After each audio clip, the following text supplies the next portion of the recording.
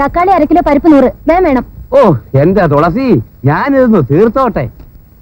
അല്ലേടോ ദേവസ്യേ, വന്നിപ്പം forest ഓഫീസർമാർക്ക് എന്തൊക്കെയാ ജോലി. ഞാനും നിങ്ങളും ഒക്കെ വെള്ളമടിച്ച് വഴി കിടന്നാൽ അവിടെ തന്നെ കിടക്കും. നമ്മളെ താങ്ങെടുത്ത് വീട്ടിൽ കൊണ്ടാക്കാൻ ആരെങ്കിലും ഉണ്ടാകുമോ? എവിടെ? അതിനാ ഭാഗ്യം ചെയ്യണമെന്ന് പറയുന്നത്.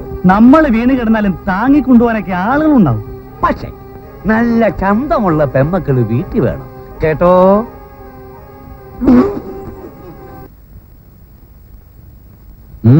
എന്തുപറ്റി? മുഖം കണ്ടാൽ മഴക്കാർ കിട്ടി നിൽക്കുന്ന ആകാശം പോലെ ഉണ്ടല്ലോ. അയ്യോ, നോട്ടം കണ്ടിട്ട് പേടിയാവുന്നല്ലോ. ഇതെന്ത് പറ്റി? പറ തുളസി. അവരെന്നെ കുറിച്ച് എന്തൊക്കെയാ പറയുന്നറിയാമോ? ആര്? ആ പരമനായ അയാളെ വൃത്തിയിട്ട ആൾക്കാരും. അവരെന്ത് പറഞ്ഞു?